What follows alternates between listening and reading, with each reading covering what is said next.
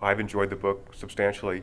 I want to give you a chance to tell the audience a little about who you are and kind of how you got here. And you sort of fell into studying human behavior a little backwards, right? So you worked for the Israeli Defense Forces. Your family escaped from the Nazis in France in World War II.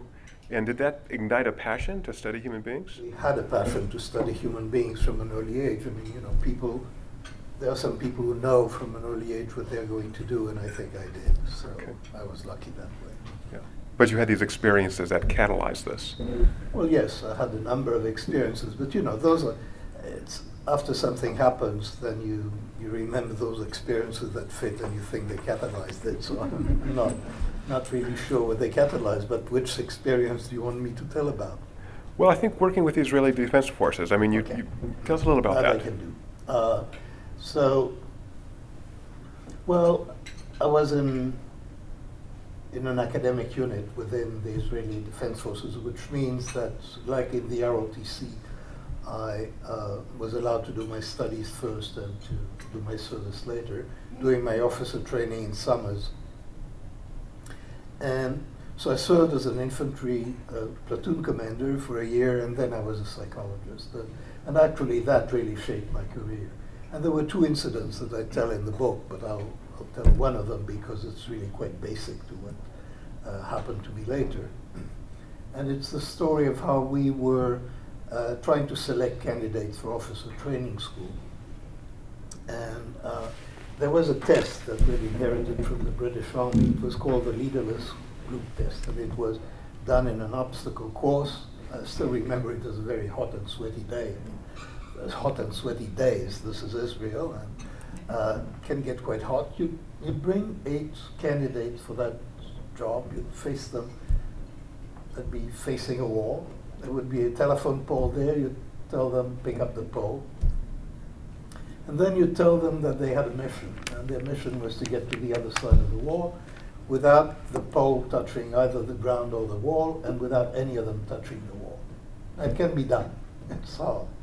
It's hard, it's heavy, it's sweaty, and they're leaderless. I mean, somebody has to take over, and others have to help him, and there is competition.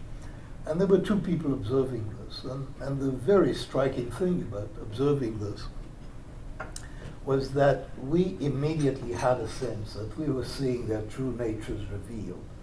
It was an intensely stressful situation. You could see the leaders, you could see the wimps, you could see the people who were not very nice, you could see the good followers. It was all extremely obvious who those people were. We really had no hesitation at all. And later, when we were supposed to give a grade as to predict how they would do in officer training school, there wasn't much doubt either, because we just had seen what kind of leaders they would be. But then the story gets complicated, because every few weeks we would get feedback. We'd get statistical feedback on the relationship between the grades that we're given and what actually happened to those people in officer training school, to those that we'd sent there. And it was always the same. We just couldn't do a thing. I mean, all our judgments had virtually nothing to do with what happened to those people in graduate training school. So this is one of many situations where people think they can do something that clearly they can't do. But where the story struck me was, this being the army, so you learn one afternoon that what you're doing is worthless, and the next morning they bring in the next batch of recruits. You have to take them to the obstacle field, and you give them a pole, and they face the wall. And 5 minutes later, you're seeing their true natures revealed. So that knowing, the statistical knowledge that this was a task we couldn't perform, in no way affected our subjective sense of confidence in the judgments we made the following day about the new candidates. We just knew who was going to be a leader. So there was that very odd thing of knowing something, and also at the same time knowing that what you know is nonsense. And that's actually, I think that's how I became a professional psychologist, because I invented a word, which is what psychologists do. I call that the illusion of validity, because it was like an illusion where you see something, you know that what you're seeing isn't right, but you go on seeing it that way. And so that was a formative experience a long time ago. Friedrich Hayek called this the fatal conceit, this idea that we can actually understand and control these highly organic systems made up of human beings. So what you've just said now reminds me of the kind of financial crisis. There's this conceit that we can design these systems that we really understand at a fundamental level how they will behave dynamically, and yet we don't. So you attribute this to what you call System 1 and System 2 in the brain. So tell us a little about System 1 and System 2. We have the illusion that we understand the world. I mean, it's bigger than the illusion of validity. There is an illusion of understanding. We think the world is knowable to a much greater extent than it really is. And here, sort of, my source, I very much like the work of Nassim Taleb and Black Swans and his emphasis on the radical uncertainty that we're facing with. But there is something going on which is pernicious and which I think influences also our notions about intuition. And this is, we say, there are people who knew that there was going to be a crisis. And quite a few people now think they knew that there was going to be a crisis. Well, nobody knew that there was going to be a crisis. I think this word should be taken out of the vocabulary completely in contexts such as these. Nobody knew. Some people thought there would be a crisis. Then there was a crisis, and now we say they knew it. And because we only say that people know something when we happen to know that it is true. This is pernicious, because saying that people knew something before it happens suggests that it was knowable. And when you realize that there were people who were just as bright and just as well informed and just as motivated who didn't think there was going to be a crisis, and you remember that and you put them on an equal footing, it changes your view of what is knowable and what is not knowable. And all of this is part of that intuitive system, intuitive system 1, that when something happens that in any way you anticipated, you think you knew it. We think we knew things we didn't anticipate. That's called hindsight, so we make a lot of mistakes of that kind. And all of that happens not deliberately, and it's not showing off or anything like that. This is the way our mind works. Our mind explains events as soon as they happen. And then we are sure that we understand them, and we're sure that we can predict how they'll behave in the future. And neither of these quite often is true. Long answer, sorry. Part of this is because the brain is a meaning-making machine, and we work very hard to fit pieces together and tell a coherent story. And we do that very rapidly. So this System 1 in the brain you identify as being sort of blunt, rapid system that tries to fit everything together. And sometimes you have to actively engage System 2 in tasks that are cognitively difficult. Talk about your early studies on pupil dilation, these measures of how hard the brain is working to solve these particular problems. Yeah, there is one system that really works sort of effortlessly. That's System 1. That's its main characteristic, is that what happens is automatic, and we experience the mental products as things that happen to us. So, when you look at me, you're not deliberately constructing an image of me. It happens to you. A word appears on the screen, you read it, you don't intend to read it, it happens to you. So there is a whole set of things. And as you drive, when you're driving and nothing particularly eventful happens, it happens to you. You're not doing anything in particular. And indeed, you can conduct a conversation at the same time. Then there is what I call System 2, which is basically just a family of operations, of mental operations that demand effort. And they are deliberate, and we have a sense of authorship and agency when we engage in those things. And then there is an interesting interplay between System 1 and System 2, which sort of defines the way the mind works, as I describe it.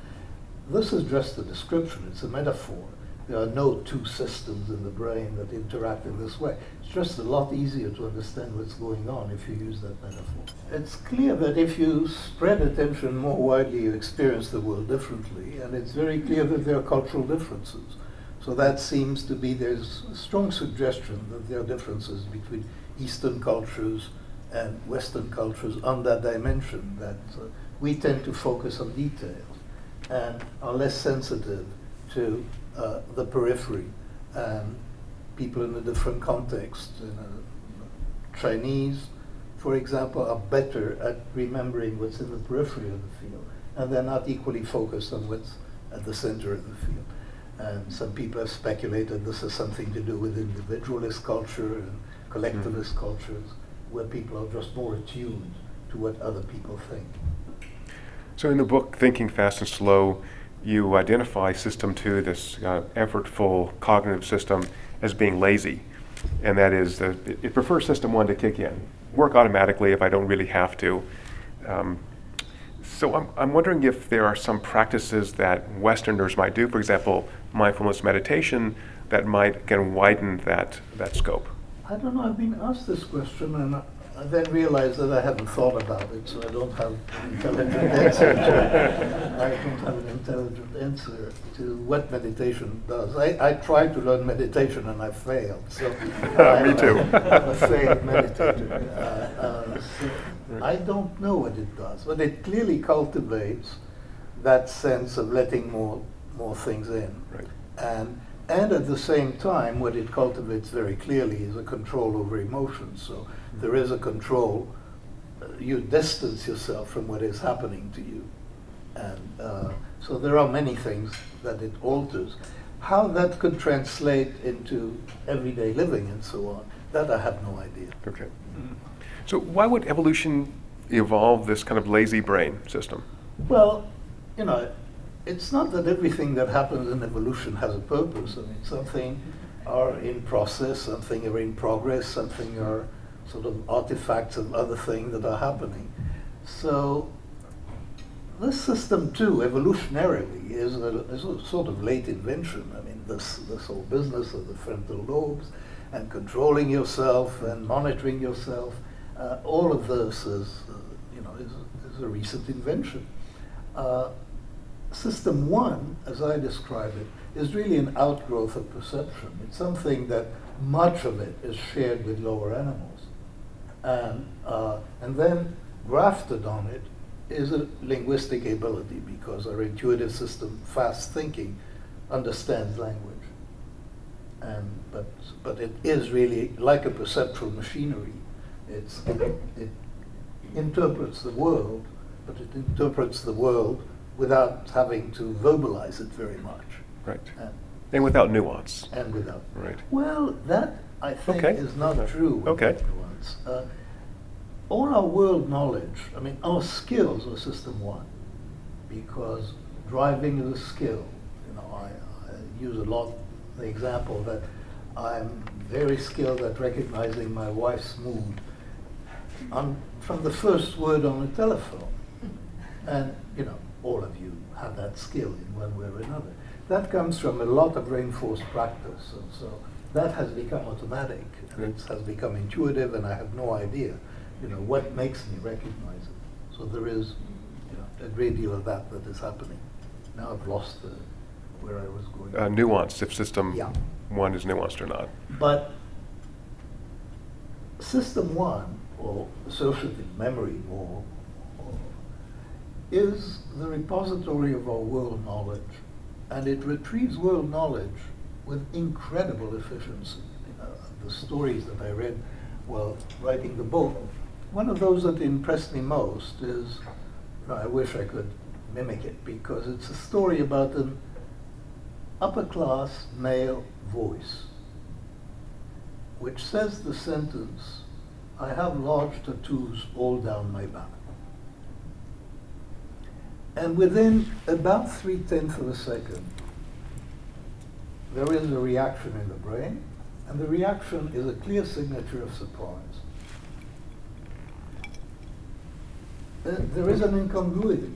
People who speak with upper-class British voices don't have large tattoos in their back. And we recognize that at enormous speed. Now think what it takes. It takes identifying the voice, the social class of the voice, what you know about the social class, and detecting that it doesn't fit. A simpler one is a male voice saying, "I think I'm pregnant." And males don't become pregnant. So all of that, there's a lot of nuance there. And actually, nuance, I think, is in system one. The one that is lacking nuance is system two. That has nuance, creativity, the odd symbolic links between things.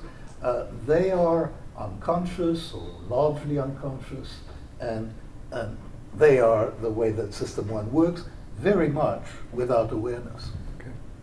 I think that's where nuance sits, yeah. Yeah, beautiful. It's become fashionable to say human beings are irrational. You want to weigh in on that debate? Yeah, don't get me in on it. Go for it. I don't like the word irrational, and I don't like the whole emphasis on irrationality. I think historically what happens is that the word rational was hijacked by economists and decision theorists, and to some extent philosophers, to mean something quite specific. There are axioms of rational choice, axioms of rational belief, and if your beliefs conform to those axioms, then you're a rational being. Now, it is impossible for any finite mind to satisfy those axioms. They are completely unfeasible. And so, and yet, it is quite important for economics to use the idea that people are rational in that sense. It simplifies the mathematics and it simplifies a lot of the treatment. So mathematics is to a very large, economics is based on an unrealistic theory of economic agents, which assigns to them a degree of rationality that is completely unfeasible. Now here comes psychologists, Daniel Gilbert and myself at a certain stage, and we say no, people are people, their minds are finite, they are not rational in that sense. The next thing that happened, we are called prophets of irrationality. But irrationality, in the language, to be rational basically means to be reasonable. We never said that people are not reasonable. Irrationality means frothing at the mouth. We never said that people froth at the mouth. Good. So I think the debate has been distorted and sensationalized to emphasize irrationality. What happens is reasonable people make interesting mistakes. And that is because they have a finite mind and they have a system one and they have a lazy system two. And in interaction, they make predictable mistakes. They're still reasonable. One of the nice things about the book that you do is at the end of each chapter, you provide specific ways to help System 1 and System 2 work better, as to how to get over the biases that we all have. Evolutionarily, developmentally, we have a bunch of biases in the way we think that you have articulated in your work. Can you use System 2 to be less biased in your judgments? Those bits at the end of chapters, there are sentences in which some terms are used. And I should explain what I did in this book, which I think makes it a bit harder to read than many other books on the same subject, so I might as well warn you. There is one thing that writers of sort of trade books, academics who write trade books, are terrified of sounding as if, of reminding people that they once were in school. You don't want to write a textbook. You don't want to remind people that here somebody is trying to teach you something. And as a result, people who write books quite often introduce terms and concepts, but they never use them again. Because they don't want to assume that you have memorized chapter 3 when you're reading chapter 4. That's what they used to do, you used to do when you were in college. You're not supposed to do it again. This is a little more textbook-like in the sense that I would like people to acquire a language, as much of a language as possible. I think that acquiring a language is very important in learning to think. And that if you have a well-differentiated language to think about judgment and decision-making, as I say, you will be a more intelligent gossiper. And educating gossip is really the aim of the book. That you will not, that I can tell you, from 45 years of experience studying intuition. My intuition is no better than it used to be. My System 1 is just the same as it was. I am capable of detecting mistakes or rather of detecting situations where mistakes are likely. I am fairly poor at detecting my own mistakes because I'm too busy making them to have the spare capacity to detect them. I'm pretty good at detecting other people's mistakes. And this is really the idea of the book, is to enable you to detect other people's mistakes. Don't try to learn from it too much about how to think. But if you think better about how other people think, ultimately that will reflect. And that's the idea of the book. And I think, having that language is very important. You give an example of a court case in which the lawyers may want to settle, and you present to the judge a particular offer, $100,000 to settle. And now you've anchored that whole discussion around that. And you say one thing you suggest, for example, when you teach business students is not only to say, well, no, we prefer $1 million, is actually get angry and actually walk away. Don't even let that anchor, fit into the way people are thinking. Anchoring is an interesting effect. It's described in the book. The idea is that once a number has entered a conversation, the number just sits there and becomes more plausible by virtue of having been mentioned. And that is sometimes sometimes pernicious in negotiations. And sometimes you just don't want to have a negotiation across a huge gap by presenting an equally unreasonable number. You just want to shut the first number out.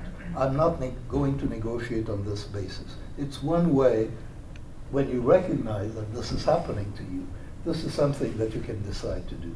I suggested make a scene and just say, I will not negotiate on the basis of that number. It's an example. I think you describe in the book these beautiful experiments in which the number can be pulled out of the air. So they have this Wheel of Fortune experiment you did in which students spin a wheel, they get a number, and then you ask them some sort of trivial fact, and whatever number they spun to ends up affecting their answer to how cold is it in Berlin in July.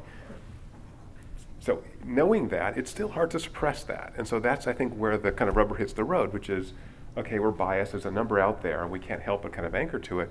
And yet knowing that, how do I step away? How do I make better decisions? Well, I think it's fairly difficult. Anchoring is not too bad. I'll give you one example of what Paul meant. That was a study done on German judges in an experiment, and they tossed two dice. And the dice were rigged to show either 3 or 9. And those judges previously had read a detailed case about a shoplifter. And then they were asked a question, which is the kind of question they answer for a living. How long should that person go to jail for? How many months? The first question was, should she go to jail more or less than the number that was just shown on your 2 dice? The people who showed 3 averaged about 5 months. The people who saw 9 averaged about 8 months. So they knew it was random, but they could not really help being influenced by it. Very difficult to resist anchoring, unless you really make, like making a scene or deciding this number is a lie. And otherwise it's very difficult. It's much easier to see that somebody else is being anchored. And that's... We're in a downtown business audience, so this suggests to me that in many situations I could either reverse engineer this process. I could put a number on the table which I know is completely false, but we're still stuck with it as an anchor. Or it also suggests that in many business negotiations there's going to be money left on the table because of these biases in the way System 1 and System 2 work. There are certainly biases that make successful negotiations difficult. Anchoring may create a bias, and it makes agreement somewhat more difficult to reach because quite frequently people start too far from each other and too long a distance. The real hang-up in negotiation is what is called concessions. Concessions are something that I give up, that I feel I have, it's part of my endowment, and I give it up.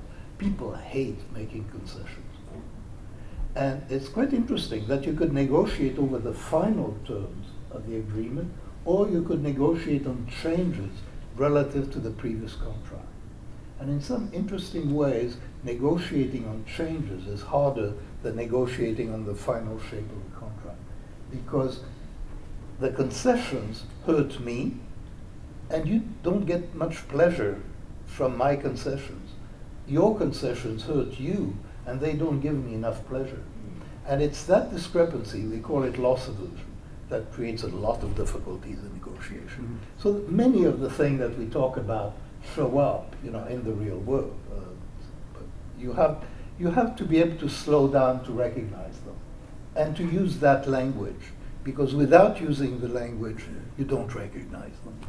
So system 1 is aggressive. It wants to be in charge unless you get system 2 engaged? Well, it's not so much that it's what it wants. It is continuously active. And system 2 mostly, system 2 is also active. And we don't do whatever comes to mind. There is a monitoring, there is some control, that's a system 2 activity. But being lazy, system 2 is inclined to endorse the suggestions of system 1 and doesn't distinguish very clearly between the biases. Like, for example, a speaker comes out and is attractive. Now, you're not going to judge the quality of the speech by how handsome the speaker is, but you're going to be affected by it. That is, there is a bias. That effect of attractiveness is a system 1 effect. Then on top of that, there are judgments generated by system 2, but they don't correct the initial bias. So the bias is there. And that is the way it very often works. And we know that people judged as more good looking make more money, as do tall people. Good for me. Tall people. So we have these built-in biases because presumably in our evolutionary history, at some point, tall people were more productive or something. We're stuck with that bias. Well, there are those marvelous studies of people's reactions to photographs. You show a pair of photographs. Actually, the collection of photographs were the campaign photographs of candidates for congressmen, people who ran for Congress. You show those two pictures for 1/10 of a second, really and you ask, who is more competent?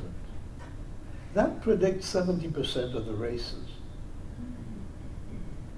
So we are very, it's a judgment that by evolution we have learned to make instantly, which is how competent people are, how dangerous they are. We do that by the expression on the face, and how strong they are and dominant, and we do that by their chin and by other clues.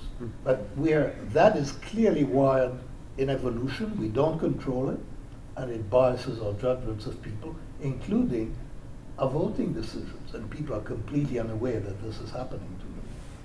And things like judgments of trustworthiness, and we just do that almost instantly. And yet, if we don't trust other people, then we can't live around the other humans, right? We're social creatures.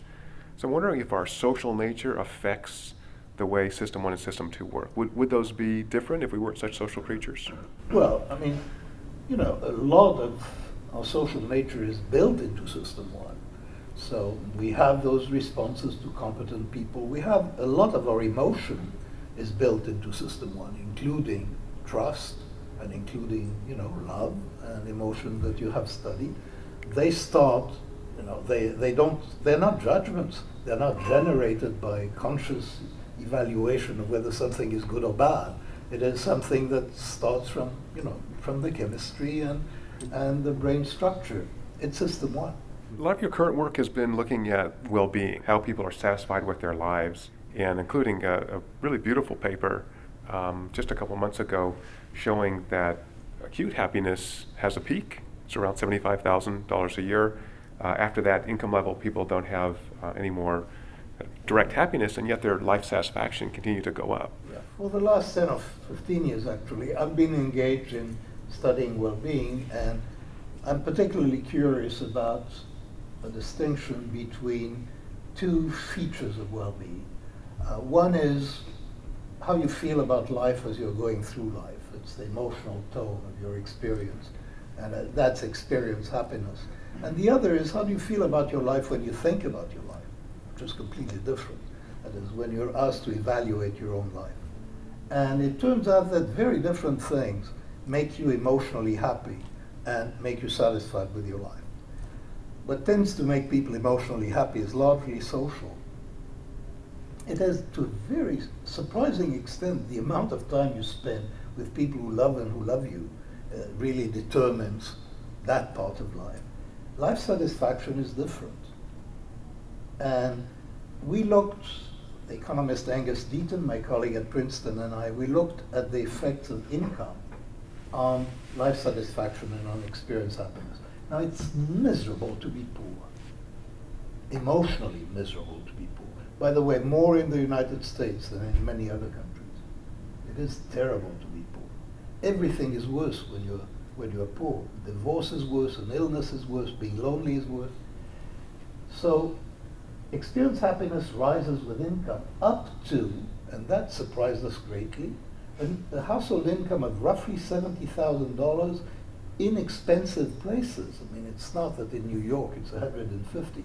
It's about $70,000, which is not very high. Beyond that, it's absolutely flat. Life satisfaction goes on rising. Why is it flat? We don't know yet, but there is a very interesting suggestion, possibility, which is that beyond a certain income, clearly people are able to buy more pleasures when they have more income, but they lose something on the other side. They may lose some ability to enjoy the small pleasures of life, and that seems to balance out. So that money buys, lack of money buys you misery, that's for sure. Money doesn't buy you emotional happiness beyond, you know, an amount that is fairly easily exceeded, but it does. The more income, the more satisfied are with their life, especially if they wanted to have income when they were 18 years of age. Huge influence on well-being of what, and on the effect of income on well-being, of whether you thought that money was important when you were 18 years old. That really tells both how much money you're going to have when you're 45 and how you feel about it. Interesting. In the book, Thinking Fast and Slow, can you connect thinking more clearly, thinking more aware of the system one and system two with greater life satisfaction? I haven't made that connection. I'm not sure it exists. Okay. I think life satisfaction is really a judgment about your life. And to a very large extent, it's a conventional judgment. So if your life is conventionally successful, you tend to be satisfied with it. And if you meet your goals, you tend to be satisfied with it. So having the right goals is really important. So money is sort of ambiguous. I can tell you about money because it's fun. It's a 4-point scale that people at age 18 completed. 25 years later, so how important is money to you from 1 to 4? 25 years later, you measure their income, their life satisfaction, everything else. There were something like 1,000 physicians in the sample. Every point on the scale, and that's 15 years ago, was worth $18,000 of income. People who wanted money got more money. Non-working women, whose household income is determined by the income of their husband, every point on the scale was worth $12,000. They married richer people if it was important to them. And what happened is the people for whom money was important, if they got it, it made them happier. If they didn't get it, it really made them miserable. The people who said at age 18 that money was not important to them, it really wasn't important to them 25 years later. Their life satisfaction was essentially independent of their income. So it's a complex story.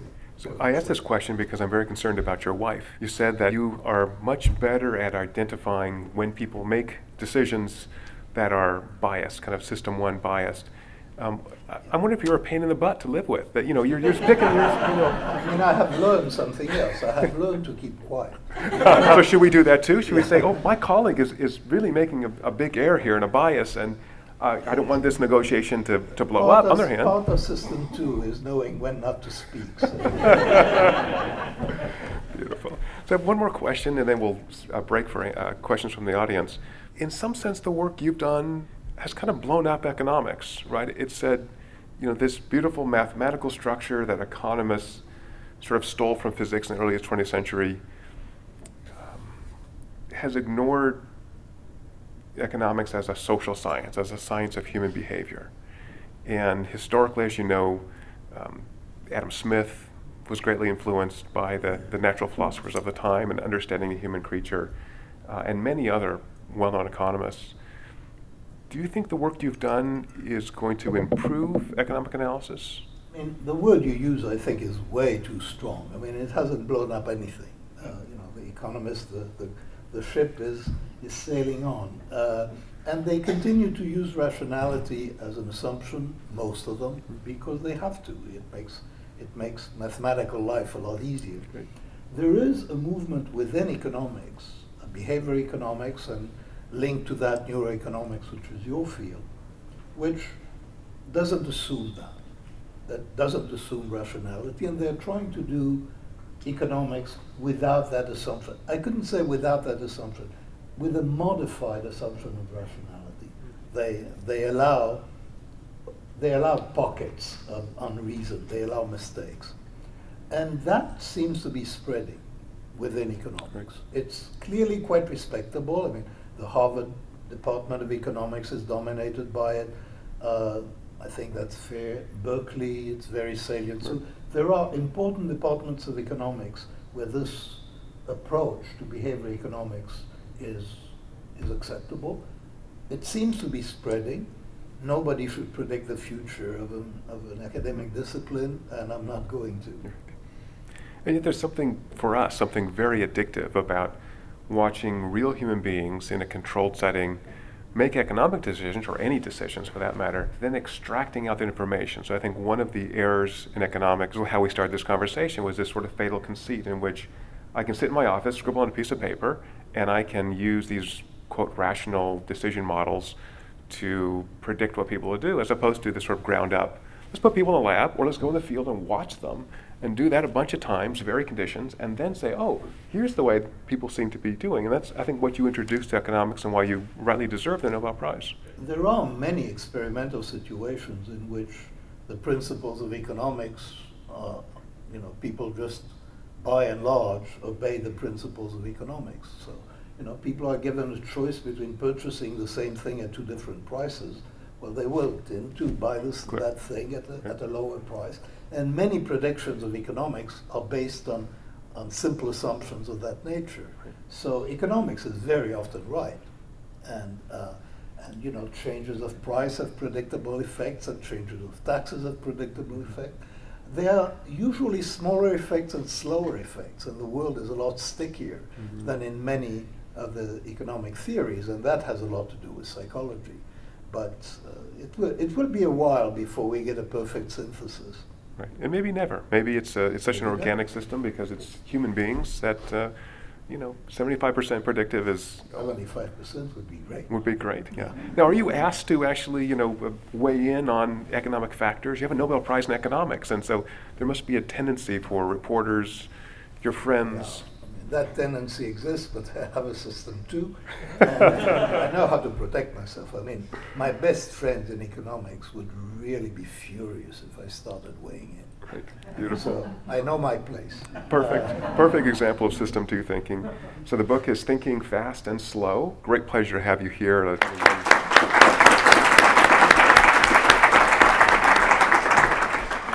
And we have about 15 minutes for questions, so I think what I've tried to do is sort of prompt you to say some things that will get people thinking, and love to hear what the audience has to say. I have a question about conflict between System 1 and System 2. In instances in which System 1 trumps System 2. So for example, when you're taking a test, they sometimes say, never go back and correct initial response, because for whatever reason you shouldn't, because your intuition maybe trumps.